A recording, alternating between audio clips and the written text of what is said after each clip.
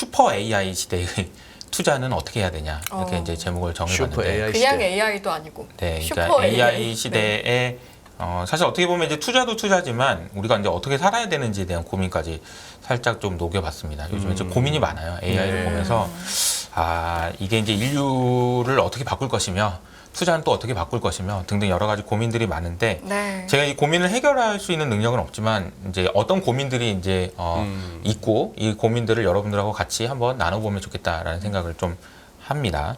좋습니다. 첫 번째 주제는 그래도 부채 한도 이슈가 그래도 있으니까 좀 정리를 하면 좋을 것 같아서 네. 제가 오랜만에 폴 크루그만 교수님 사진을 좀 가져왔는데 소장님 별로 안 좋아하신다고. 저는 별로 좀 정은 안 간다. 저는 개인적으로 저분 뭐 어. 그 어떤 뭡니까 학문적 방향이나 뭐나 네. 거의 뭐 그러다 보니까 관심이 없다 보니 블루마블만큼 몰라요. 나 블루마블이 뭔지 몰라. 아 진짜요? 네 게임인데 네 넘어가겠습니다. 그 제 시대 때 소시적인 좀 약간 네네. 어린아이들이 이거 한 좀- 도박 정도로 생각하시면 됩니다. 네 재밌는 게임인데 어쨌든 그렇고요. 아니 우리 저 동년배 분들을 위해서 블루마블 좀 설명 좀 해봐요. 뭐 어떤 게임이길래? 승희님이 설명. 그게 이제 뭐라 그래야 돼? 이게 윷놀이 할 때도 뭐가 이렇게 윷말이 쫙 있지. 그려져 말이 있잖아요. 있지. 그런 것처럼 이번에는 나라를 이렇게 이름을 놓고 직사각형에 여기 다 네 면에 놓는 거예요.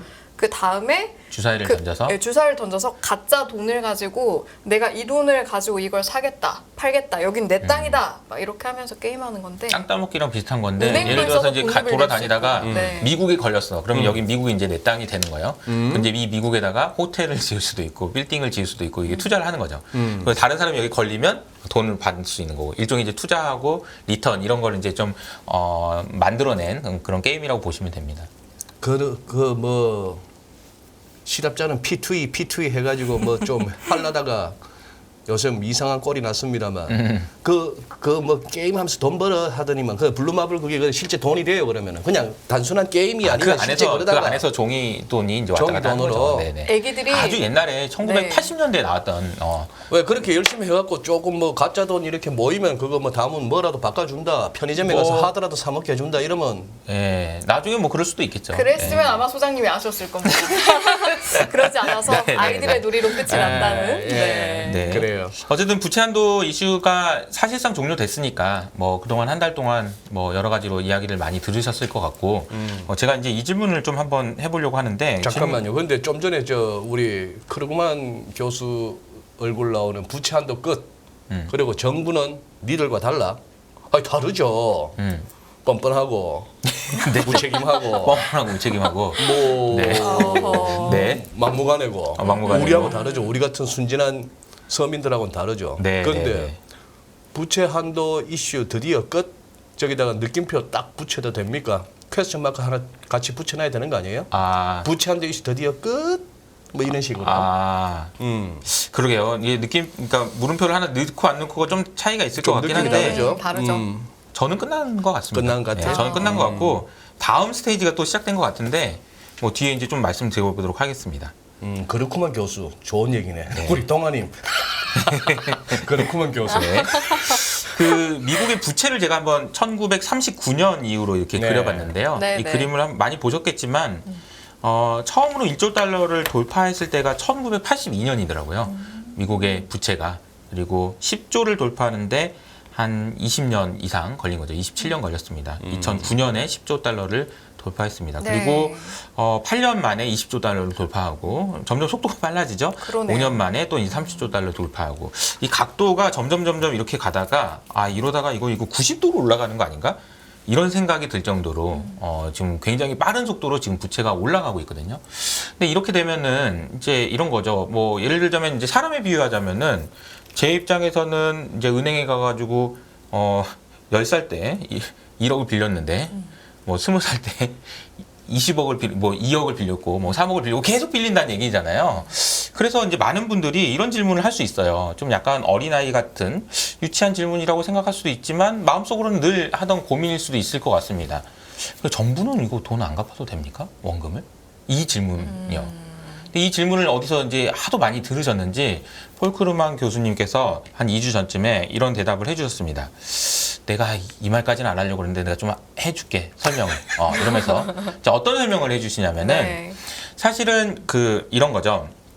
이 그림 하나로 이제 설명이 끝나는 건데요. 그러니까 개인하고 정부하고의 빚이 부채가 왜 다른 거냐. 가장 중요한 건 뭐냐면 수명이에요. 수명. 수명. 예. 그러니까 개인은 아무리 오래 살아도 뭐 100살, 뭐 120살 뭐 이렇게 네. 되죠. 아. 그리고 인간의 수명은 수명 주기가 이렇게 있어서 돈을 많이 벌 때가 있지만 어느 순간 되면 대체로 돈을 덜 벌게 되고 그렇죠. 이렇게 되면서 상환 능력이 떨어지는 시점이 이제 얼마 남지 않았습니다. 그러니까 우리가 이제 보통 이제 청년이라고 비유를 한다면 저는 청년일까요? 청년입니다. 청년인가요? 네. 네. 청년인지 아닌지 모르겠어요. 소장님도 아직 청년이시죠? 우리 모두는 계속 청년입니다. 아무리 그래서 네네. 그렇게 청년. 너무 주관적으로 가지 맙시다. 청년. 그럴까요? 하십시오. 네, 어떻게 네. 청년이냐 아니냐 뭐 질문을 애매하긴 한데 이게 청년이라는 게 앞으로 계속 이런 누가 그렇게 정의하시더라고요. 뭐 난 과거로 돌아가고 싶어. 이 질문에 대해서 가고 싶어. 그러면은 청년이 아니고 아니야 나는 지금도 좋아.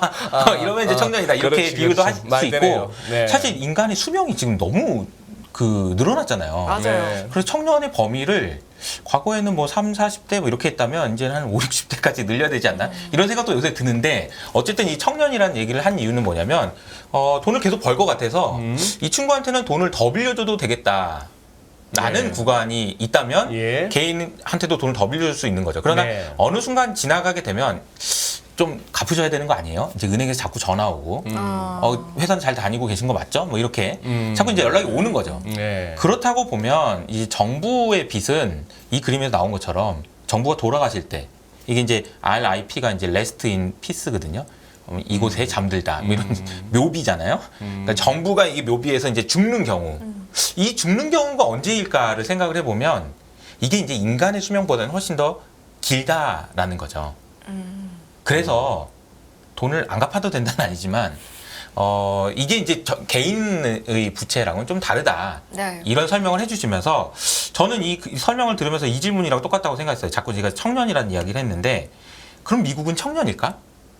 이 질문이 중요한 것 같아요. 네. 자, 그러면 청년이라고 한다면 돈을 계속 더 벌어서 상환 능력이 커지는 사람이라고 한다면 정부 입장에서는 세금을 계속 더 많이 거둘 수 있느냐가 비슷한 질문이 될 것 같거든요. 그렇죠. 네. 그러면 미국은 세금을 어떻게 걷고 있나를 보면요. 2013년부터 검정색을 따라가시면 되는데 3조 달러 정도 걷던 세금이 2022년에는 5조 달러까지 그래도 꽤 많이 늘었습니다. 그러네요. 네. 물론 이것이 인플레이션 때문이다. 그리고 개인들한테 돈을 싸줬으니까 그렇지 돈 갖다가 온 거 아니냐 이렇게 이제 비난을 하실 수도 있지만 어쨌든 미국에서는 지금 돈을 더 거둘 수 있는 세금을 더 거둘 수 있다. 그리고 이제 폴 크루만 교수님의 주장에 따르면 미국은 아직도 청년이다. 아직도 더 창창하다. 이렇게 네. 이제 생각한다면 부채 한도가 늘어나는 게 그게 뭐가 문제냐라고 이야기도 할 수 있는 거죠. 그리고 이제 뭐 제가 이제 아까 뭐 느낌표 말고 물음표 찍으면 안 되냐 이런 이제 소장님 질문에 대해서는 그러니까 저도 이제 매일 여러 가지 외신들을 보면서 그 묘한 이게 기류의 변화랄까 네, 네. 뉘앙스의 변화를 느끼는데 네. 이제 부채 한도 이슈가 종료되고 나면 미국에 대한 우려는 좀 많이 줄어들 것 같아요. 그동안 우리 미국 걱정 많이 했잖아요. 세상에 내가 미국 걱정을 할 때가 있네. 이런 이야기도 되게 많이 했었는데 앞으로 이제 좀 중국으로 좀 공을 넘기는 게 아닌가 그런 뉘앙스들이 좀 느껴지거든요. 그러니까 네. 중국에서도 부채 문제 문제 심각하다 뭐 등등 여러 가지 이야기들이 나와서 미국은 뭐 그렇게 보시면 될 것 같습니다. 이야기까지는 안 하려고 그랬는데 그러니까 네. 이제 좀 두 번째 탄이라고 볼 수 있는데 이게 세계대전 당시에 네. 1945년이었죠. 그러니까 이제 세계대전이 끝난 게 그 당시에도 보면은 미국의 부채를 보면요. 500억 달러에서 2,500억 달러까지 3년 만에 5배가 오릅니다. 부채가요. 빚이 5배가 늘어요. 그럼 이제 야 이게 전쟁 났으면 이제 좀 갚아야 되는 거 아니야? 라는 말이 그때도 없진 않았겠죠. 그러나 이 그림에서 보시는 것처럼 전혀 줄지 않고 1970년대까지 계속 늘어납니다. 지금 이 얘기를 크루그만 교수가 한 거예요. 지금 이효석 이사의 인사이트예요, 이게. 이건 크루그만 교수님 크루그만 얘기하신 교수가 한 겁니다. 얘기예요. 네. 그리고 나서 이제 이게 당시에 왜 문제가 안 됐냐라고 보면 이제 이것 때문이라는 거죠. GDP 대비 국가 부채는 많이 줄었다. 그럼 요거는 이제 우리가 비판을 어떻게 할 수 있냐면은 이때는 GDP가 어마어마하게 빠른 속도가 늘었으니까 네. 분모가 늘었으니까 이게 줄어든 거 아니냐. 그럼 지금도 똑같은 질문이에요. 미국의 GDP가 늘어날 수 있느냐? 이 속도로 늘어날 수 있느냐 이거예요. 제가 이제 속도만큼. 그렇죠. 그래서 제가 뒤에 이제 AI에 대한 설명도 이거와 연관이 돼 있거든요. 네. 이 질문이에요. 미국은 청년인가? 어허. 그리고 미국은 계속해서 세금을 거둘 수 있는가? 미국의 기업들은 계속 돈을 더 벌 수 있는가? 이것과 관련돼 있다라는 거죠. GDP는 계속 더 늘어날 수 있는가? 이 질문에 대한 해답 중에 하나가 AI라고 저는 생각하기 때문에 이 설명을 좀 드리고 있습니다. 조금 더 구체적으로 좀 멀리 가보면 좀 더 멀리 가보면 1800년대 나폴레옹 전쟁 얘기까지 나오는데 네. 이때 당시에 이제 영국 같은 경우에 돈 갚지도 않았다 뭐 이런 얘기도 정 안 되면 지금 우리가 생각할 때는 아까 소장님 말씀하신 대로 정부가 좀 염치도 없고 막 그렇고 막 이런 생각이 들지만 사실 진짜 만약에 코너에 몰려가지고 심각한 상황이 되면 뭐 돈을 어디서 갚으라고 그래 나중에 이렇게도 할 수 있지 않냐 이제 이런 얘기인 거죠. 그러니까 그렇게 갈 때도 있다는 얘기예요. 근데 지금은 부채 한도를 올리네 만약 이 정도는 그래 괜찮다 이런 식으로 이제 폴 크루그만 교수님께서는 얘기를 하셨는데 네. 비판할 부분도 있지만 저는 생각할 부분도 좀 있다고 생각을 해요. 그래서 정리를 해보면 이런 겁니다. 정부와 개인이 가장 다른 점은 죽음이라는 것. 없어져 사라진다라는 것이 다르다. 타임 호라이즌이 다르다라는 거고요. 정부 입장에서 세금은 부채가 아니고 자산이다. 내가 거둘 수 있는 거니까 어떻게 보면 네. 이렇게 생각을 하고 있는 것 같습니다. 그리고 여기 이제 growing asset이라고 늘어나는 자산이다라고 표현했는데 이것이 바로 제가 말씀드리는 미국이 과연 청년인가 이 질문에 대한 대답이라고 볼 수 있을 것 같습니다. 그러면 세금을 낸 국민이 있는 한 나라는 항상 비슷한 상황이네요. 그렇죠. 네. 세금이 굉장히 좀 중요한 컨셉이라고 생각을 해요. 우리가 이제 부채에 대한 이야기를 많이 했는데 그럼 그 부채를 계속 늘려도 되고 갚지 않는 건 아니지만 어쨌든 그런 상황이 되려면 세금을 거둘 수 있는 기업으로 따지면 이자를 내야 되잖아요. 이 이자를 낼 수 있는 어닝 파워가 있느냐, 돈을 벌 수 있는 능력이 네. 있느냐. 이거랑 마찬가지로 보면은 정부 입장에서 세금을 거둘 수 있느냐고 세금을 거둘 수 있으려면 어떻게 해야 될까요? 개인들도 미국민들도 더 부자가 돼야 될 거고 미국민들을 상대로 하는 기업들도 더 부자가 돼야 되겠죠. 예, 그렇게 보시면 될 것 같습니다. 알겠습니다. 지금 저 폴 크루그만 세즈 네. 저 한번 그 슬라이드 한번 띄워보죠. 제가 이제 저런 분 같은 이 뭐라고 해야 되나 농객들의 제가 어떤 사람을 싫어하는가 하면은 저런 스타일이에요. 얼핏 들으면 그럴듯해요. 얼핏 들으면 그럴듯한데 오. 굉장히 교묘하게 사람들을 속이거나 네. 아니면 팩트가 빠졌거나 아니면 사람들을 오도하고 가스라이팅하는 거지. 지금 저기 정부에게 죽으면 문제가 되지 않고 저 말부터가 아니 정부의 죽음이라 하는 것은 그러면 그렇게 합시다. 나라 망하면 정부가 죽은 거 아니에요? 그렇죠. 맞습니다. 옛날 뭐 국어 교과서에 그 무슨 어느 망명 정부의 그 뭐 집회하는 게 시에 나왔잖아. 그렇죠. 폴란드 망명 정부의 뭐 집회였던가 뭐. 네. 그게 뭐 돈이요. 세금은 부채가 아닌 자산입니다. 아니 뭐 들으니까 멋있어 보여. 멋있어 보이는데 누구한테 부채고 누구한테 자산인데 세금이. 우리한테는 엄청난 부채예요 세금이. 그렇죠. 네. 안 내면 국세청이 막 득달같이 와갖고 막 딱지 붙이고 사람 죽고 뭐 묘지까지 와서 취직할 세금을 거예요. 걷어가는. 가상금 붙여가지고 나한테는 부채야. 세금은 부채가 아닌 자산이라니. 주어 동사도 불분명하고 나 이런 식의 그렇구먼 교수 그래서 그렇구먼 하고 마음을 주신데.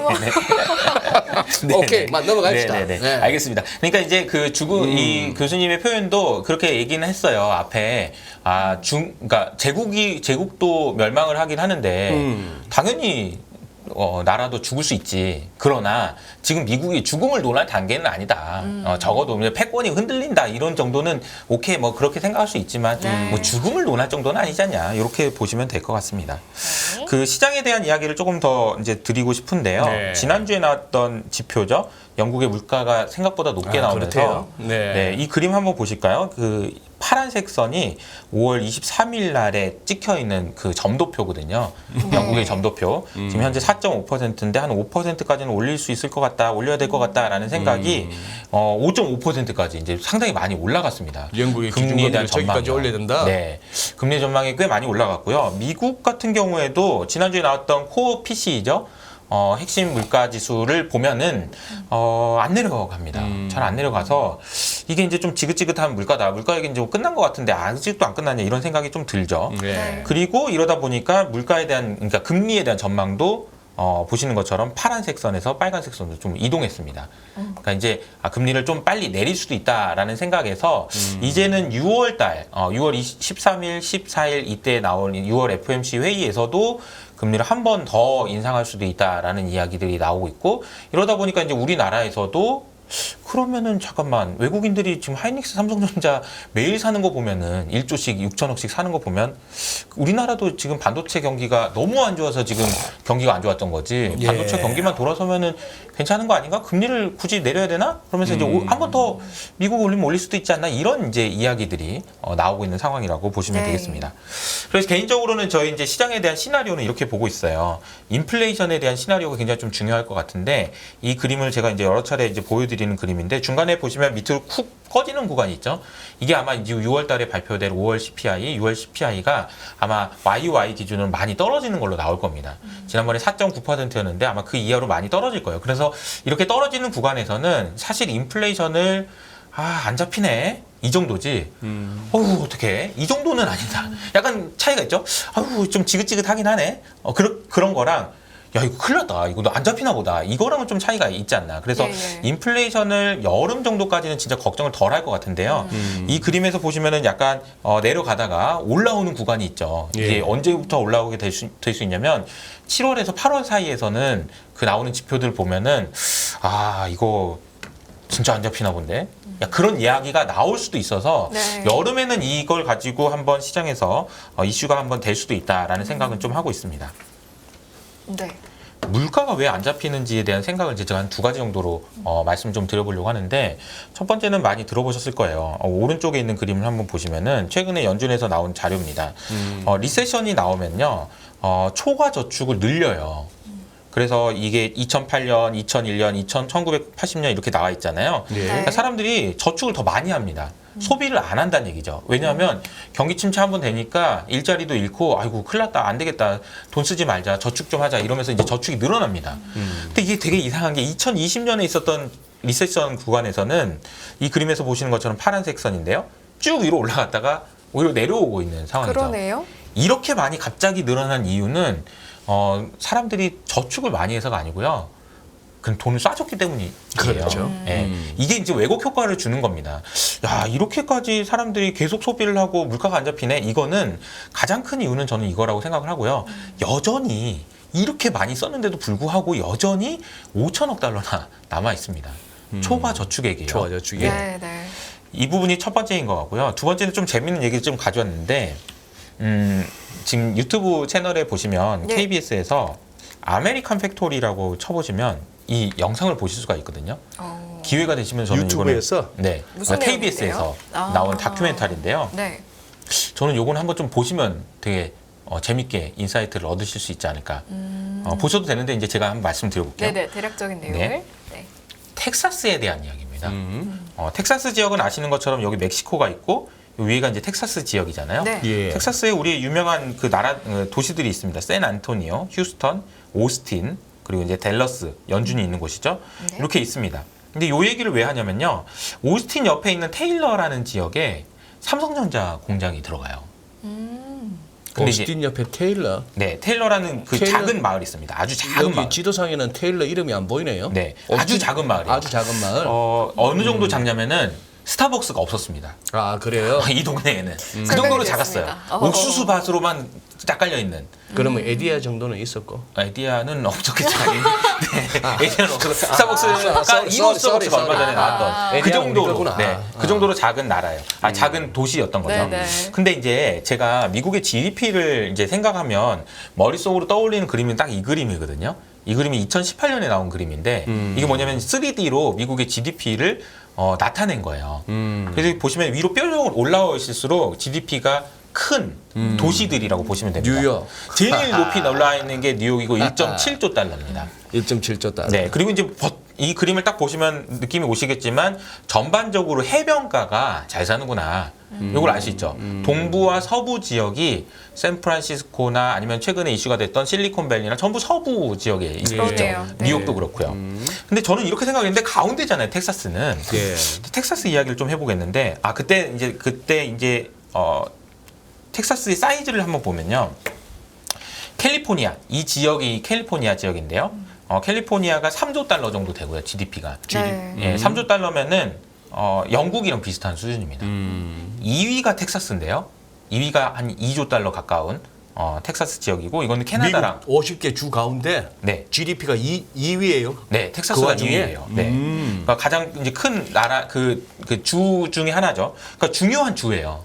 그러니까 캐나다 정도의 GDP를 가지고 있는 도시입니다. 네. 주죠. 그리고 이제 뉴욕이 있는데요. 뉴욕은 1.6조 달러 정도 되고 우리나라 정도의 GDP를 가진 지역입니다. 네. 근데 이게 2018년 자료예요. 그래서 제가 최근에 2022년 자료를 제가 가져왔는데 비교를 한번 해볼게요.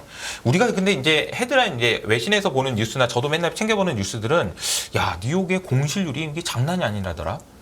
그리고 이제 실리콘밸리 얘기 들어봤어? 그 은행 망해가지고 다 난리 났대. 지금 뭐 막 거의 사람들이 마약하고 뭐 장난 아니래. 이런 얘기 굉장히 많이 듣잖아요. 근데 텍사스 이야기는 잘 안 들어. 뭐 그래 그런 데가 있어? 이런 정도 느낌이잖아요. 근데 비교를 해서 보시면 요런 상황이에요. 그러니까 주별로 GDP를 보니까 2018년부터 2020년까지 보니까 캘리포니아나 뉴욕은 거의 유지 정도 수준이에요. 주는 전에. 그러니까 이제 코로나 때문에 밑으로 푹 꺼지고 회복이 그 이상 안 된 거라고 보시면 됩니다. 네. 네. 네. 그런데 텍사스는 보시는 것처럼 코로나 때 꺼진 것 이상으로 10% 성장했으니까 그러네요. 이거 뭐 텍사스에 뭔가 특이한 일이 일어나고 있다라는 걸 알 수 있죠.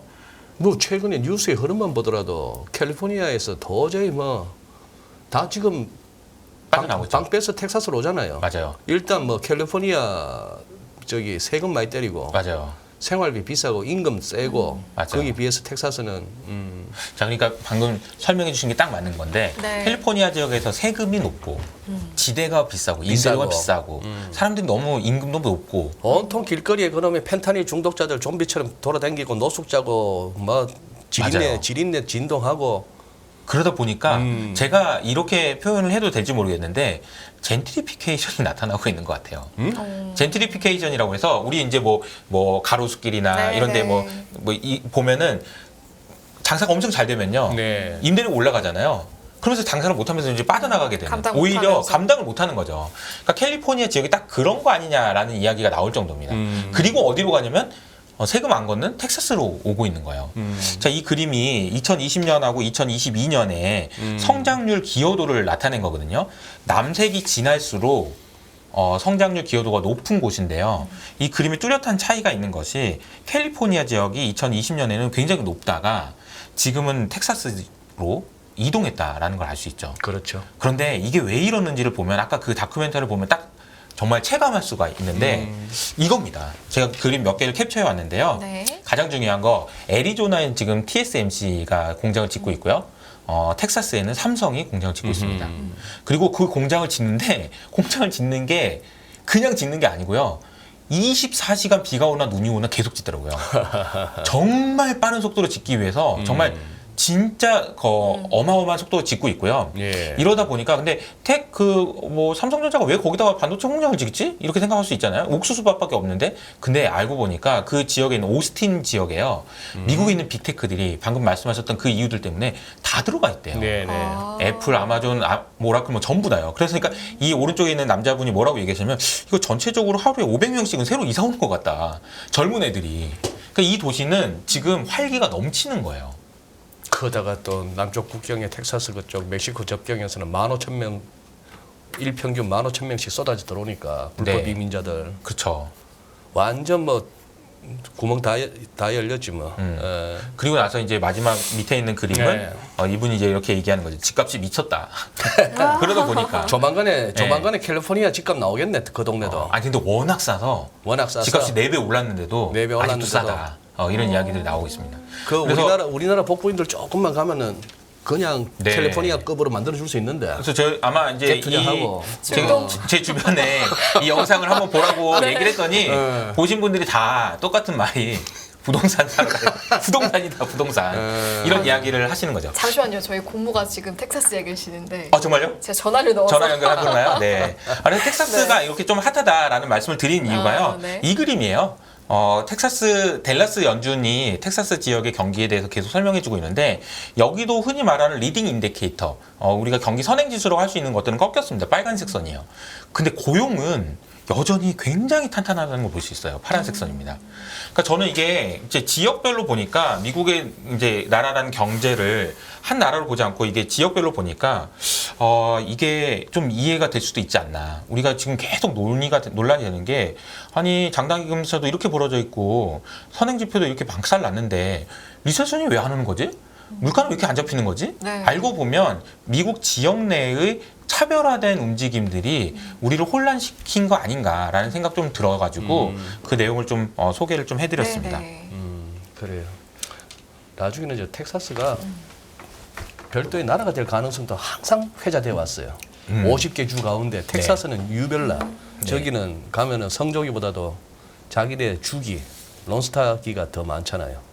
그렇더라고요. 저는 좀 독특한 지역이요. 네. 근데 어쨌든 텍사스가 많이 움직이고 있고 이 부분이 오늘 또 공교롭게도 오늘이죠. 오늘 밤에 이제 댈러스 연준에서 제조업 지표가 발표되는데요. 네. 그것도 한번 보시면서 네. 체크해 보시면 좋지 않을까. 자, 그러면 이제 논의를 이제 계속 이어가 보면요. 이제 AI 이야기를 지금부터 말씀을 드릴 텐데 앞서 말씀드린 대로 미국은 청년인가? 이런 질문. 그리고 네. 사실 이제 미국이 그동안 올해 들어서 굉장히 많이 흔들렸잖아요. 예. 뭐 SVB 은행부터 시작해서 여러 가지 흔들렸습니다. 그러다 보니까 이거 자본주의가 이거 뭐 끝난 거 아니야? 뭐부터 그냥 중국한테 이거 뭐 패권 뺏기는 거 아니야? 위안화가 어떻게 된다는 등 굉장히 말이 많은데요. 근데 이 이야기와 함께 좀 이야기를 좀 말씀 전해드리겠습니다. 네. 그 AI 버블이 이제 막 시작된 것 같다. 이제라는 이야기가 좀 나오고 있는데요. 이 이야기는 그걸부터 벌써 버블이라고 단정을 하고 시작하시네. 말씀을. 아니 이제 버블이 이제 시작된 것 같기도 하고 아닌 것 같기도 하고 뭐 이번에는 네. 혼자 있어요. 물음표, 물음표가 많이 들어가 있죠. 네, 네. 느낌표 물음표, 느낌표 물음표. 버블 이제 시작된 거 아니에요? 시작. 뭐 이런 거네. 근데 여러 가지 이제 굴곡들이 있겠죠. 버블이라고 하더라도 굴곡들이 있을 겁니다. 심지어 이제 6월 초에 있을 뭐 금리를 막 올린다. 뭐 그러면 또 이제 한 번 또 이제 출렁일 거고요. 근데 이 그림은 뱅크 오브 아메리카의 하트넷이라는 분이 그린 그림인데요. 네. 1970년대부터 어떤 버블들이 있었는지를 이제 보여주고 있는 그림이에요. 이제 1970년대에 금본위제가 이제 끝나면서 금이 엄청나게 급등하면서 단기간에 400% 올랐다. 이런 그림들인 거죠. 그것도 한 2년 못 갔구나. 네. 정점까지 가는데. 그렇죠. 이거 보면은 다 이 버블들이 단기간에 2배에서 3배 정도 올랐다라는 네, 걸 볼 수 네. 있습니다. 네. 그런데 이제 오른쪽에 자세히 보시면요. AI가 보이시나요? 이렇게.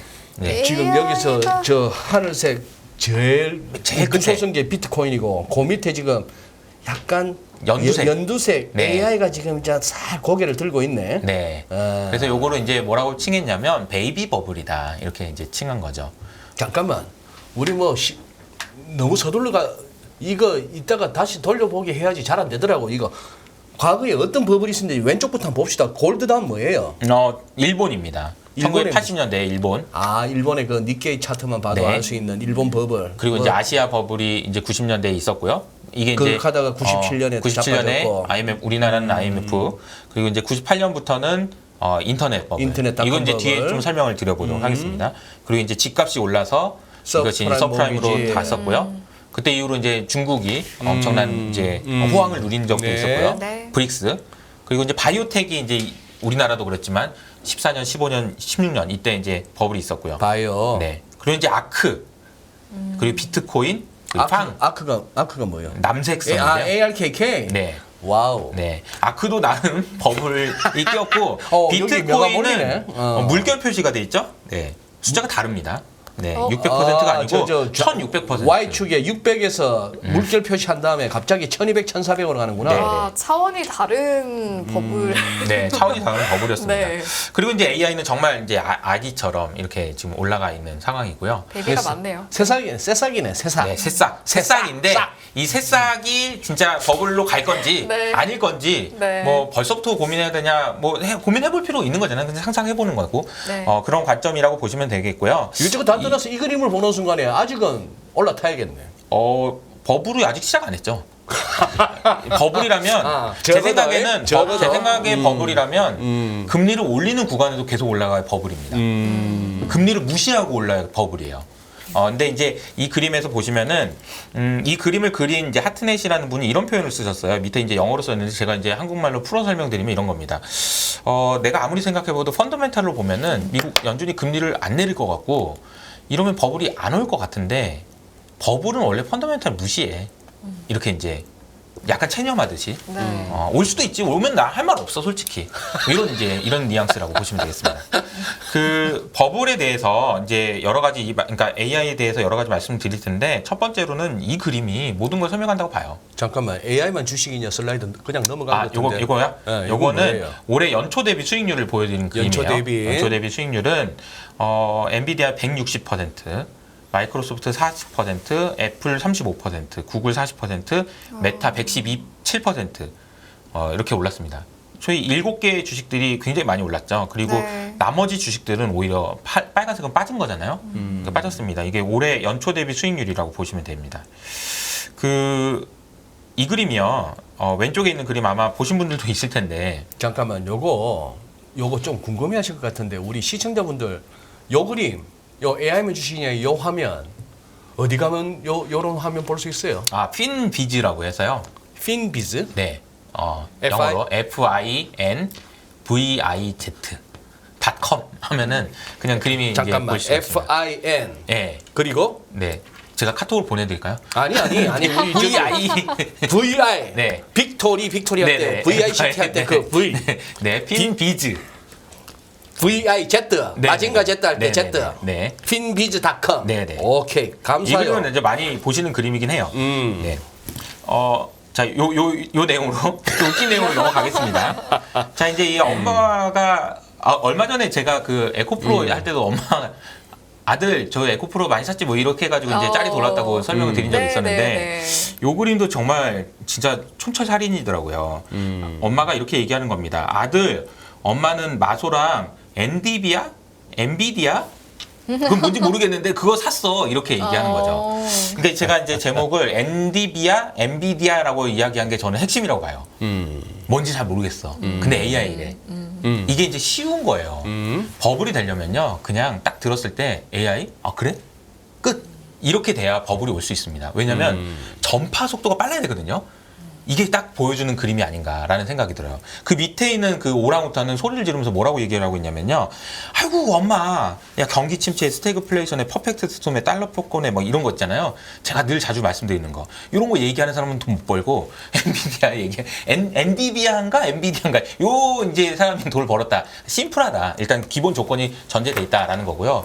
엔비디아가 지난주에 실적 발표하고 나서 하루 만에 오른 시가총액이 184빌리언 달러인데요. 이거 우리 돈으로 따지면 200조가 훌쩍 넘죠. 네. 근데 이거는 사이즈가 어느 정도 사이즈냐면 인텔이나 퀄컴 그리고 어플라이드 머티리얼즈나 텍사스 인스트루먼트보다도 더 큰 사이즈입니다. 그러니까 크다는 얘기예요. 그러니까 무게가 있다라는 겁니다. 무게감이 있는 주식이 이렇게 올랐다는 것은 또한 의미가 있어서 사실 이제 버블이 될 수 있는 뭐 여러 가지 조건들 말씀드릴 수 있겠지만 일단 쉬워야 된다. 좀 무거운 놈이 움직였다. 이건 좀 의미가 있지 않나라는 생각을 먼저 좀 말씀을 드리고요. 네.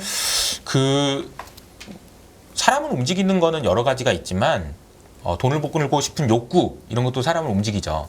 근데 제일 사람을 움직이게 할 수 있는 가장 강력한 거는 전 두려움이라고 생각해요. 그러니까 이걸 제가 비유를 이렇게 설명드리거든요. 엄마가 맨날 건강해야지 비타민 좀 챙겨 먹어라. 그러면 잘 안 먹거든요. 근데 너 이거 안 먹으면 너 죽는다? 그럼 먹어요. 두려움은 그래서 사람들을 움직이게 하는 가장 강력한 힘이거든요. 그래서 포모라는 말도 두려움이거든요. 나만 빼놓고 가는 거 아니야? 라는 두려움이요. 네. 근데 AI는 너무 강력한 포모를 줄 수 있습니다. 왜냐면 이 그림에서 보시는 것처럼 나는 피곤해서 자야 되는데 쟤는 일하잖아. 그러니까 AI가 나의 일자리를 뺏어갈 수도 있다라는 생각을 누구나 하잖아요. 그럼 너 뭐라도 해야 되는 거 아니냐? 라는 질문에 대해서 그럼 엔비디아라도 사든가 아니면 NDB야? 뭐 이렇게 얘기할 수 있다라는 거죠. 이게 이제 포모가 무서운 건데 이 얘기가 이제 첫 번째 말씀을 드린 거고요. 네. 두 번째로는 아직은 버블이 아니라고 말씀드리는 이유가 다들 지금 금리가 높아서 난 이 정도 예금 금리만 충분해 이렇게 생각하면서 이제 안 보시는 분들이 많기 때문이고요. 세 번째는 AI는 땡땡이다라고 이야기할 수 있는 것들이 굉장히 많다라는 겁니다. 그래서 제가 이 부분을 시간이 한 뭐 20분 남았는데 크게 5가지를 가지고 이야기를 할 건데요. 네. 첫 번째는 매크로 관점에서 이야기할 거고요. 두 번째로는 펀더멘탈 관점에서 기업의 실적에 관련된 부분, 그리고 세 번째로는 AI가 어떤 혁신을 가져올 수 있는지, 그리고 네 번째는 AI가 문제가 많습니다. 그 문제가 어떤 문제가 있는지, 그리고 다섯 번째는 지정학적 관점에서 AI, 혹은 뭐 자본주의 관점에서 AI 이렇게 설명을 좀 드려보려고 하는데요. 네. 혹시 뭐 계속 해도 될까요? 그럼요. 좋습니다. 아니 뭐 아저씨 말 좀 끊지 말아 해서 나 그냥 듣고만 있었지. 네, 알겠습니다. 뭐 댓글에 이제 뭐 채팅창까지도 니는 좀 찌그러져 있으라 해가지고 네, 그냥 네. 가만히 있으려고. 아니 어느 분께서도 대체 아니 말씀해 보셔. 네. 첫 번째는 매크로입니다. 매크로 관점에서 AI가 버블이 될 수 있으려면 중요한 질문이 하나 있는데요. SVB 은행이 SVB 은행 사건이 있었잖아요. 이 은행 사건이 베어 스탠스일까요? 아니면 LTCM일까요? 이 질문이 좀 중요한 질문이에요. 베어 스탠스라면 2008년에 이 이후에 리만 브러더스 파산이 일어나면서 어마어마한 폭락장이 왔고요. LTCM이었다면 이때를 기점으로 해가지고 닷컴 버블이 시작됐습니다. 하나의 전조였죠. 그렇죠. LTCM이라는 게 뭐였냐면은 소위 말하는 지금 우리가 알고 있는 옵션 프라이싱 모델을 개발하신 블랙과 머튼 이 분들이 합심해서 노벨상을 수상하신 분들이 모여가지고 야 그렇게 운영을 왜 그렇게 하고 있냐 30배 정도는 레버리지 써야지 채권을 그렇게 안전한 걸 그렇게 레버리지를 어마어마하게 쓰셔가지고 1996년에 수익률이 40%를 기록합니다. 안전한 채권을 가지고 네. 야 이게 진짜 역시 세상이 열리는구나. 이때도 그런 이야기가 나왔고 97년에 이제 27%로 떨어지긴 했지만 뭐 나쁘지 않네 라는 이야기가 나왔었죠. 그리고 나서 이제 흔들리기 시작한 게 97년 아시아 외환위기가 일어나면서 야 이거 뭐가 좀 이상한데 라는 이야기가 나오다 한 방 제대로 맞은 게 제가 이제 날짜까지 적어놨는데 1998년 8월 17일 날 러시아가 모나토리움을 선언하면서 야 채권이 그냥 휴지가 되는구나. 아까 우리 이제 뭐 청년이고 뭐 나라가 이제 이런 얘기도 했지만 어쨌든 모나토리움을 선언하면서 그냥 이 오른쪽에 있는 그림 보시면 나오는데 네. LTCM이 뭐 한 3, 4년에 걸쳐서 한 4배까지 오르다가 그냥 다 손실이 나게 되는 거죠. 원금 손실까지. 근데 이제 중요한 거는 이때 워낙 많은 월가의 IB들이 거래 관계가 있었기 때문에 얘가 망하도록 내버려 두거나 이랬을 경우에 월가의 IB들이 골드만삭스 포함해가지고 얘들이 좀 크게 흔들릴 수 있는 여지들이 생긴 거예요. 그래서 연준이 갑자기 금리를 내리진 않아도 되는 상황인데도 3번을 내려버립니다. 이 그림이 제가 이제 표현을 한 건데요. 98년 LTCM 사태가 터진 이후로 연준이 금리를 이제 빨간색으로 제가 표시해놨거든요. 3차례 인하를 합니다. 네. 그리고 그것이 닷컴 버블의 시작이었어요. 그리고 딱 1년 만에 나스닥은 3.7배 상승합니다. 그러니까 놀라운 거는 1999년 8월 달부터 금리를 뒤늦게 올리기 시작했지만 본격적인 주가 상승은 금리를 올린 이후예요. 그러니까 이제 제가 말씀드리는 버블이라면 금리를 올려도 가는 게 버블이다. 그럴지 안 그럴지는 이제 지켜봐야 된다라는 네. 말씀을 드린 이유가 여기 있습니다. 매크로 관점에서는 LTCM이냐 아니냐 이거는 이제 좀 더 지켜봐야 될 것 같아요. 올해 연말에 뭐 진짜 리먼 브라더스처럼 더 큰 뭔가가 사건이 터지고 뭐 상업용 부동산 우리가 걱정하는 이런 일들이 터진다면 그런 일들이 안 일어나라는 보장은 없으니까 예의주시하되 이때 이런 일들이 있었다라는 것도 생각해 보시면 좋지 않을까라는 생각이 듭니다. 네. 두 번째는 이제 펀더멘탈인데요. 기업의 실적이라는 관점에서 제가 몇 가지 말씀을 좀 드리려고 합니다. 제가 앞서 이제 미국이 세금을 많이 걷는다라고 했는데 세금을 많이 내는 데는 결국은 이제 기업들이잖아요. 그렇죠. 미국의 기업들이 그러면 이익을 많이 내야 됩니다. 미국의 기업들이 이익을 얼마나 냈는지를 제가 이제 가져왔는데요. 1970년대에 0.1조 달러였어요. 그러니까 돈 거의 못 벌었어요. 근데 2020년에는 그래도 3조 달러니까 꽤 많이 늘었죠. 미국이 어떻게 이렇게 돈을 많이 벌 수 있었지? 기업들이 생각을 해보면 그냥 미국이 더 잘 살게 된 거예요. 사람들도 더 많아지고 그냥 미국에 있는 기업들이 미국 내에서만 장사를 하는 게 아니고 전 세계 나가가지고 장사도 하고 이러면서 이제 돈을 많이 벌게 된 거다라고 네. 보면 딱 이 그림이죠. 미국이 이제 이번 주에 고용자 수가 발표되잖아요. 그래서 우리가 20만이냐 18만이냐 이런 얘기를 많이 하지만 미국에서 지금 일하는 사람 몇 명인 것 같아요? 라는 질문에 대해서 아마 대답하시는 분이 많지는 않을 겁니다. 근데 딱 제가 말씀드리면 딱 1.5억 명이 일을 하세요. 아, 인구는 3.3억 명. 그러니까 인구가요. 미국의 인구가 1970년대에는 2억 명밖에 안 됐어요. 근데 네. 지금은 3.3억 명이니까 인구도 늘고 소비도 늘고 경제도 커지고 등등 여러 가지 일들이 있었기 때문에 미국 경제가 그러니까 미국 기업들이 돈을 많이 벌 수 있었던 네. 거다라고 본다면 이거는 어떻게 설명할 건가? 미국이 돈을 많이 번 거, 매출이 늘어난 거 오케이. 근데 마진은 왜 이렇게 좋아졌지? 그러니까 미국 기업들의 마진이요. 네. 2000년대 초반에는 5% 수준이었는데 한 20년, 30년 동안 거치면서 이 기업들의 마진이 전체적으로 한 5% 정도 올랐어요. 근데 언제를 기점으로 대폭 상승한 걸까요? 이 그림이 제가 이제 검정색으로 이제 그림을 그려놓은 건데 네. 90년대를 기준으로 보면은 대충 한 5% 내외였었죠.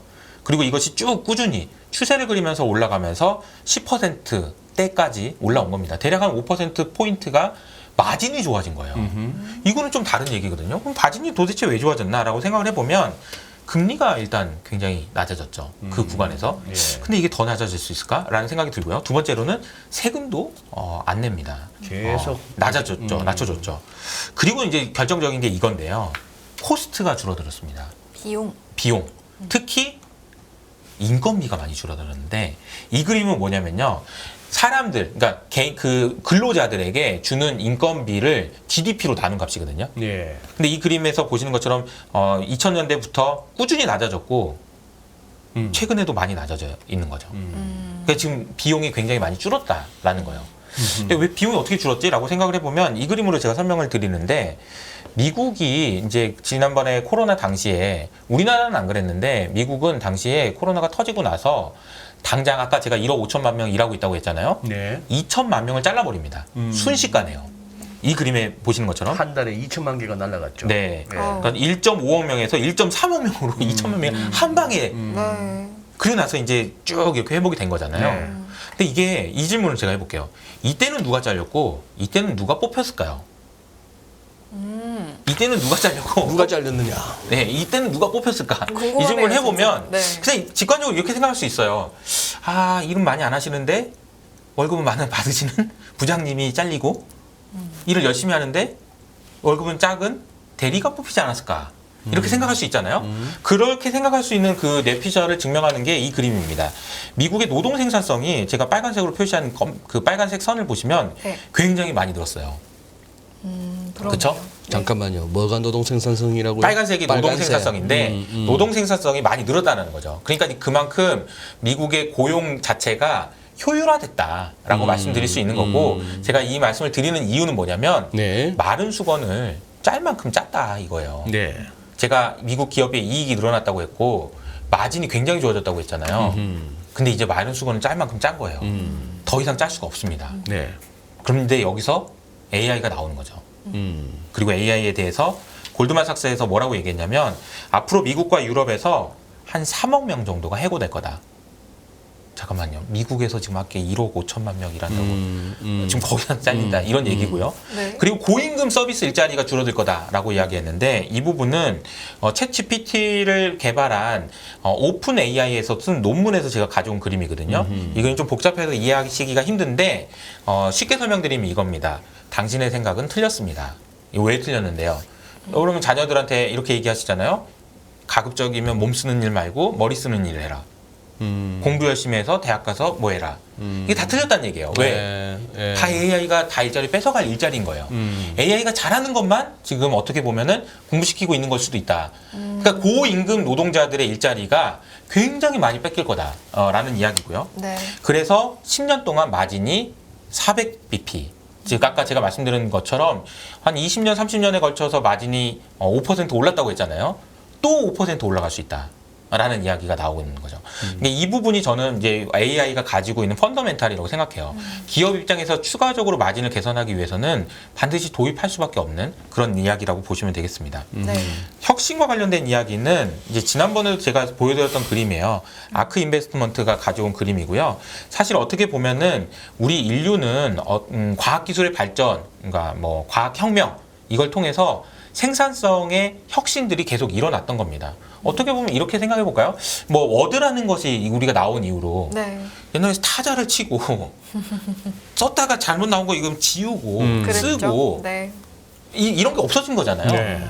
제가 사실 이제 첫 직장이 은행이었는데 그때 당시만 해도 막 그 대출 서류를 가져와 가지고 사인하고 막 붙이고 막 장고에 넣어놓고 막 금고에 넣어놓고 이런 거 했었거든요. 지금은 아예 그런 거 없어요. 아예 없습니다. 그냥 BPR로 해서 전표도 없어요. 전표도 몇 년치 보관하고 아예 그냥 전자로 해버리잖아요. 근데 그게 엄청나게 비용이 많이 드는 거거든요. 그렇죠. 저장해놨다가 또 감사 오면 또 막 꺼내서. 찾아가지고 꺼내가지고 근데 그런 일들이 어쨌든 많이 줄어들었다라는 건데요. 지금 이 그림에서 얘기하고 있는 거는 1900년대부터 2000년대까지는 네. 우리가 소위 말하는 증기기관이라는 혁신이 발견되면서 성장률이 과거에는 0.6%였다가 3%까지 올라갔다는 얘기고 저 그림이 누가 나온 거 누가 만든 그림이라고? 아크 인베스트먼트에서 올 초에 나온 그림입니다. 그런데 왜 엔비디아는 다 던져? 그 정도 그러니까 그 정도 인사이트가 있으면서 엔비디아 이렇게 헐헐 날아가기 전에 다 처분했더만. 그 비난을 너무 많이 받으셨는지 네. 오늘 아침에 저기 그 아크 인베스트먼트의 그 캐시 우드가 네.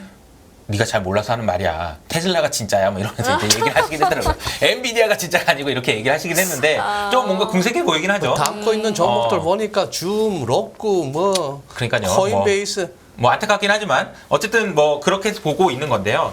이런 세상에 오기 위해서 필요한 게 뭐냐면은 제가 이 논문에서 가져온 건데 AI가 그 모든 생산 과정 자체를 완전히 다 자동화해야 됩니다. 어느 하나도 빠짐없이 병목 구간 없이 완벽하게 자동화를 시키면 이것을 슈퍼 AI라고 하는 거예요. 이 슈퍼 AI가 되면 소위 말하는 성장이라는 것은 그냥 폭발적으로 성장할 수 있다라는 거죠.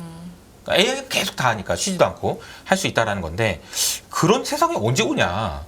라는 그림에 대해서 이건 이코노미스트의 지난주에 나왔던 그림인데요. 네. 오른쪽 그림을 보시면은 75%이라고 써 있는 위에 있는 뾰족 나와 있는 것이 이제 보수적으로 보시는 분들이에요. 이분들이 연초까지만 해도 아유 그런 슈퍼 AI 그거는 오른쪽으로 보시면 2060년이나 2070년이나 돼야 그런 일이 일어나지. 내 눈에 뭐 흙이 들어가기 전까지는 안 온다 이런 정도 느낌이잖아요. 근데 이게 챗 GPT가 나오고 AI에 대한 인식이 바뀌면서 이게 굉장히 빨라지는 거죠. 이게 밑으로 내려올수록 빨라진다라는 얘기고 이 미디언 값을 보시면은 2030년이면 지금 아직 한 5, 6년 정도밖에 안 남았잖아요. 근데 이 기간이 되면 슈퍼 AI가 도입될 수도 있다라는 이야기까지 나오고 있는 상황이에요. 근데 이제 만약에 슈퍼 AI가 되면 우리 인간은 뭘 하면서 살아야 되나 이 질문을 해볼 필요가 있습니다. 슈퍼 AI가 온다 안 온다를 떠나서 이 질문이 중요한 이유는 아마도 사람들은 이런 일들을 더 많이 할 거고 네. 이런 일들에 돈을 지불할 의사가 있기 때문이에요. 세 가지가 있는데요. 첫 번째는 뭐 노는 겁니다. 인간이 할 수 있는 거, 노는 거. 노는 거. 예. 그냥 뭐 일을 하냐 놀아라 이런 거죠. 두 번째는 일을 하는 건데 일을 하는 거는 두 가지 방법이 있어요. 첫 번째는 AI보다 잘할 수 있는 일을 하던가 아니면 노는 것 같은 일을 하던가. AI보다 잘할 수 있는 일이 뭐가 있을까요? 그러게요. 그게 이제 지금 중요한 포인트인데요. 네. 그래서 누가 돈을 주나요 그러면? 노는데 누가 돈을 주나? 밥은 먹고 살아야지. 그래서 이제 기본소득 얘기가 나오는 거죠. 놀면서 돈을 받아라 이런 얘기가 나오는 거죠. 슈퍼 AI가 나오면 생산성은 AI가 책임지고 사는 거는 니는 놀면서 기본소득 받으면서 살아라 이렇게 되는 거죠. 노는 것도 일하다 놀아야 재밌지. 맨날 놀아보소. 그렇죠. 아유. 그래서 이제 사실 네. 인간이 일하는 시간은요. 네. 이 기준으로 보면은 1870년대는 한 1년에 3,000시간씩 일했거든요. 그러면 주간 57시간이에요. 근데 이제 서구에 있는 많은 나라들은 이제 절반 정도밖에 일을 안 합니다. 근데 이게 찾아보다 보니까 우리나라도 있어가지고 찾아봤는데 네. 우리나라는 여기 중간에 뾰족하게 튀어나온 부분 있죠, 저게. 우리나라가 조금 올라와 있는 거죠. 네. 네. 근데 이게 놀이 같은 일을 먼저 좀 말씀 좀 들어볼게요. 네.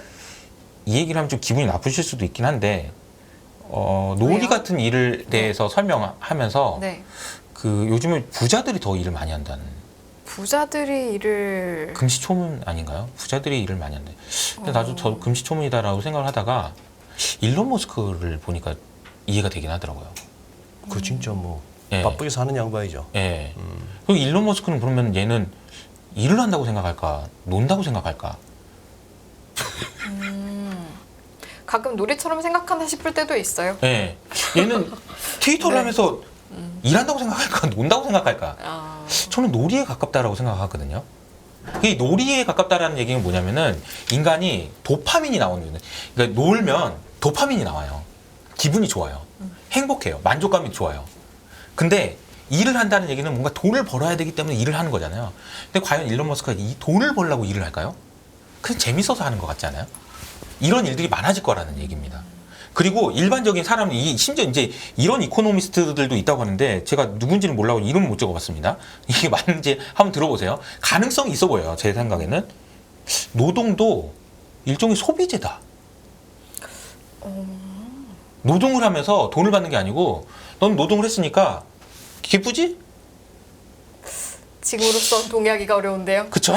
근데 이게 아마 슈퍼 AI가 나오면 어차피 일자리가 많이 줄어들고 아하. 할 일이 없기 때문에 이런 이야기도 나올 수도 있다라는 얘기예요. 오. 진짜 네가 기뻐서 하는 일이고 네 만족에 네가 도파민을 얻기 위해서 하는 일이 아니면 하지 마. 안 해도 돼. 이런 이야기가 나올 수 있다는 거죠. 그리고 또 하나는 그냥 놀이 그 자체니까 이거는 뭐 설명 안 해도 다들 아실 거고 네. 그래서 앤터니 뭐니 이런 이야기들이 계속 나올 수밖에 없는 이유가 여기 있는 것 같고요. 네. 마지막으로는 이제 인간이 잘할 수 있는 일입니다. 이게 좀 중요하겠죠. 저는 이제 이게 굉장히 큰 인사이트를 준다고 네, 개인적으로 네. 생각하는데 미공개 정보를 공개하는 사람. 미공개 정보, 어떤 미공개 정보?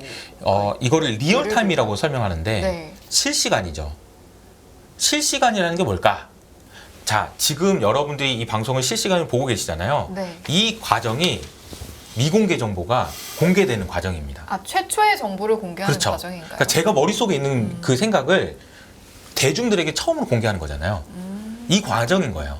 이게 왜 중요하냐면은 AI는 절대로 미공개 정보, 이거를 이제 프라이빗 인포메이션이라고 얘기하면 훨씬 더 감이 오시는데 우리끼리만 얘기하는 거, 우리끼리만 아는 거, 기업의 내부자들이 우리끼리만 알고 있는 거, 실적들, 언제 유상증자할 건지 이런 것들은 내부자들만 알고 있는 거예요. 이건 절대 AI가 알 수가 없어요. 이게 공개되는 순간 그때부터 AI가 삐리리 삐리리 하면서 분석을 하는 거죠. 그렇기 때문에 AI가 절대 못하는 일이 이거라는 거예요. 실시간을 만들어내는 거. 네. 그래서 저는 실시간으로 무엇인가를 해석할 수 있는 능력을 가진 사람, 이런 사람들이 되는 것이 되게 중요하다고 생각을 합니다. 좀 추상적이에요. 좀 구체적으로 예를 들면 구체적으로는 이제 이효석 아카데미에 있는 속보요 같은 게 이제 그런 거죠. 아주 구체적인 네, 예였습니다. 너무 구체적인가요? 네. 매우 구체적이었습니다. 하고 썩 보인다. 네, 네. 속보요가 속보이죠. 네, 아무튼 네. 썩 보인다 뜻에서 썩 보여요. 네. 그러니까 이런 일들을 하게 될 거라는 겁니다. 이런 일들을 네. 통해서 혁신이 일어난다는 얘기고요. 시간이 없는데 여러 가지 문제들이 있어요. 네. 그래서 그 문제 중에서 유발 하라리가 이야기한 거를 간단히 소개해드리면 이런 거예요. 유발 하라리는 AI에 대해서 최근에 이런 말을 했습니다. 인간이란 인류가 운영체계, 인류를 이렇게 운영하는 운영체계, 그러니까 OS 같은 거죠. 네네. 오퍼레이션 시스템. 이것 자체가 해킹당한 거다. 심각한 문제다. 라는 이야기를 했는데 이 이야기는 이제 하려면 좀 시간이 좀 부족한 것 같아서 좀 다음에 기회가 있으면 설명을 드리거나 해야 될 것 같아요. 오케이. 네. 굉장히 심오한 얘기입니다. 네, 문제가 많다라는 얘기예요. 궁금하네요. 지금 사실 이 AI를 갖다가 지금 뭐 앞부분에 이제 미국 얘기 조금 하다가 채 1시간도 못 하는 상황인데 오늘 갖고 온 이 얘기를 다 하기는 너무 벅차요. 네. 내가 지금 중간중간에 진짜 딴지 걸고 싶은 대목이 많은데 지금 그래 맞아 하시는 데까지 한번 해봅시다. 네네네. 지오폴리티컬도 있네. 요거까지만 설명을 드려볼게요. 네. 저는 이게 지정학적인 관점에서 AI가 또 의미가 있다고 생각하는 게 지정학적인 관점 이렇게 얘기하면 미국과 중국의 패권 전쟁이잖아요. 그쵸. 그리고 저는 이번에 SVB를 포함해서 이제 뭐 미국의 자본주의가 흔들리는 거 아니야라는 이야기도 나오고 있다라는 말씀을 드렸고, 네. 근데 자본주의가 계속되기 위해서 필요한 거는 필연적으로 성장이에요. 계속 말씀드리는 거죠, 성장. 근데 그 성장을 이뤄내기 위한 것은 결국 과학기술이고 지금은 AI가 될 수밖에 없다라는 이야기가 나오는 거죠. 네. 지난 시간에도 제가 보여드렸던 그림인데요. 이때 당시에 이제 말씀드렸던 게 시스템적으로 중요한 테크 회사들이 따로 있다. 이걸 묶어야 된다. 이 회사들이 미국 AI를 개발하는 회사들이다라는 네. 이야기를 했고 사실 이 종목들이 다 많이 오른 거죠. 지금 이제 고점을 돌파하려고 지금 시도를 하고 있는 상황인 거고요. 네. 뭐 여러 가지 이제 말씀을 드리겠는데 결국은 이제 인류가 우리가 이 그림은 1000년도부터 2030년까지 그려져 있는 이 그림인데 자본주의가 계속되기 위해서는 필연적으로 성장이 필요하고요. 네. 성장이 없는 나라, 성장이 없는 기업, 이 기업들은 자연적으로 자본주의 사회에서는 도태되기 마련입니다. 서두에 말씀드렸던 것처럼 미국이 죽지 않는다 이런 얘기도 마찬가지 이야기예요. 그래서 성장이 있는 것이 반드시 필요한데 이번에 AI가 정말로 성장을 만들어낼 수 있을지는 좀 지켜봐야 되겠지만 네. 버블이라는 이야기가 나올 수 있을 정도로 어쨌든 지금 큰 화두를 지금 엔비디아가 던져줬고 또 앞으로 우리는 이 고민들을 할 수밖에 없는 상황이고 그 과정에서 우리는 어떻게 살아야 되는지에 대한 고민들도 좀 해봐야 되지 않나라는 생각이 좀 들어서 오늘 좀 말씀을 좀 드려봤는데 예. 좀 남는 이야기는 못 보신 거는 결국 이호석 아카데미 가셔서 보셔야 될 것 같은데 석보여, 석보여. 네. 석보여. 유발 하라리 이 양반이 역사학자 아니에요? 맞아요. 근데 지금 이 사람은 그러면 AI에 긍정적이에요, 좀 부정적이죠. 부정적이에요? 네. 그렇지. 역사학자라면 부정적인 게 제정신이죠. 그렇죠. AI가 이분이 하신 표현 한 가지만 소개해드리면 이렇게 표현했습니다. 핵무기는 더 좋은 핵무기를 만들 수 없지만 AI는 더 좋은 AI를 만들 수 있다. 그렇기 때문에 우리가 인간이 만들어냈던 운영체계라는 거는 없는 거를 상상하는 힘이거든요. 돈, 나라, 국가, 종교 모든 것이 없는 건데 만들어내는 상상력이다. 그것 때문에 인간이 짱 먹을 수 있었다. 그런데 그걸 AI가 더 잘하게 된다면 어떤 세상이 되겠니? 라는 이제 질문 던진 거죠. 이 이사는 그러면 AI의 뭐 우리 인류의 기술 발전 역사를 보나 속도를 보나 엄청날 것 같은데 그 AI의 발전에 기대감이 생겨요? 아니면 조금 두려움이 생겨요? 개인적으로? 둘 다인 둘 다. 것 같고요. 둘 다인 것 같다. 그 질문은 이제 똑같은 질문을 바꾸면 이런 거거든요. AI가 아까 제가 말씀드렸던 슈퍼 AI가 되면 그래서 자꾸 놀라고 하면 유토피아냐 디스토피아냐 이 질문이에요. 그러니까 네. 근데 어떤 분한테는 유토피아일 수도 있어요. 그냥 나 일 안 하고 싶어. 그냥 놀고 싶어. 그런 분이 있을 수 있는데 혹시 그렇지 않은 분들도 있을 수 있잖아요. 그래서 이게 양면성이 있는 것 같아요. 그래서 오케이. 우리가 잘 고민해봐야 되는 문제인 것 같습니다. 지금까지는 약간 EBS 분위기였고 그래도 연합뉴스 경제TV 인포맥스 라이브 그래도 뭐 조금 돈이나 될까 싶어서 우리가 시간을 내서 듣는데 네. 뭐 AI 관련주 내지는 뭐 AI 유사주 무늬만 AI주 할 것 없이 일단 올라탈까요 지금은 당분간은 앞뒤 가리지 말고 일단 올라탈까? 주제가 네. 슈퍼 AI 투자였는데 근데 이제 좀 이런 이렇게 관점에서, 네. 이렇게 답변을 드리는 게 좋을 것 같아요. 그래도 물려도 대장주에서 물리는 게 맞다. 크고 많이 오른 애들을 주목하시면 좋겠다. 그래도 네. 물려도 네. 적보 있는 나중에 종목에서 물려라. 뭐 AI 버블이 아닐 수도 있고 뭐 어떻게 될지도 모르잖아요. 그래도 물리더라도 크고 많이 움직였던 애들이 조정받는 구간에서 늘리면 AI 버블이 진짜로 일어났을 때 일어난다고 한다면 예. 저도 이제 계속 보고 있으면서 버블이 왔네 안 왔네 이런 얘기를 드리긴 하겠지만 계속 면밀하게 보아야 될 필요는 있는 것 같아요. 상황 자체가. 장 자체가 큰 장이 설지는 모르겠으나 제대로 요 섹터는 하나 제대로 모처럼 월가를 비롯해서 요 꾼들이 제대로 잡은 것 같아. 맞습니다. 게임도 건드려보고 메타버스도 건드려보고 이것저것 다 찔락찔락 해봤는데 짧게 끝나고 잘 안 되고 네. 뭐 그게 어느 정도냐면요. 지구상에서 제일 또 핫하게 또 한국에서만 또 배터리 갖고 생 난리를 치고 있는데 그쵸. 이걸 갖다가 보니까 이게 애들이 보니까 요거는 AI 요거는 몇 년 가겠거든 그쵸, 해보려면은 그쵸. 그래서 이게 어느 정도냐면 월가에서는 자꾸 소장님 말씀하신 대로 그렇게 네가 좀 어떻게 좀 한번 해봐. 어떻게 좀 이런 분위기고 AI를 진짜 만드시는 분들 입장에서는 이거 윤리도 챙겨야 되고 묻도 있고 지금 왜 자꾸 날 밀어 막 이런 분위기라고 보시면 돼요. 좀 약간 알겠습니다. 그런 분위기입니다. 네. 네. 일단은 올라타자. 역할 건 역하면서도 벌 땐 벌자. 네. 업사이드 리스크라는 게 또 있잖아요. 그러니까. 알겠습니다. 이제 1시간 동안 이야기를 쭉 이제 듣다 보니까 AI가 그야말로 우리 삶 전반적으로 영향을 많이 끼칠 것 같긴 한데 일단 투자에 있어서는 버블의 초입인지 아닌지는 알 수는 없으나 올라탈 거면 안전한 곳에 올라타자. 이왕이면 안전한 네. 곳에. 이왕이면 대장주. 안전한 게 아니고 대장주. 우리는 올라탔다가는 잘못하면 개고생한다. 그렇죠. 이런. 빠져나오기 쉬운 대장주로. 오케이. 네, 1부 여기서 마무리하고 이사님 보내드리도록 하겠습니다. 오늘 1부 이 시간은요. 이호석 옴라이즈 이사님과 함께했습니다. 잘 들었습니다. 감사합니다. 고맙습니다. 썩보요. 고맙습니다. 끝없는 위기 속 기회는 언제나 숨어 있습니다. 성공한 투자 고수들과 나눈 투자의 철학. 다가올 기회를 잡아내는 부의 만찬으로 여러분을 초대합니다. 푸짐하게 한 상 차려놓았습니다. 안녕하세요. 이승입니다. 더 많은 영상을 보고 싶으신 분들은 화면 오른쪽에 있는 구독 버튼을 눌러주시기 바랍니다. 그리고 영상을 보시면서 좋아요는 필수인 거 아시죠? 항상 인포맥스 라이브를 사랑해주셔서 감사합니다.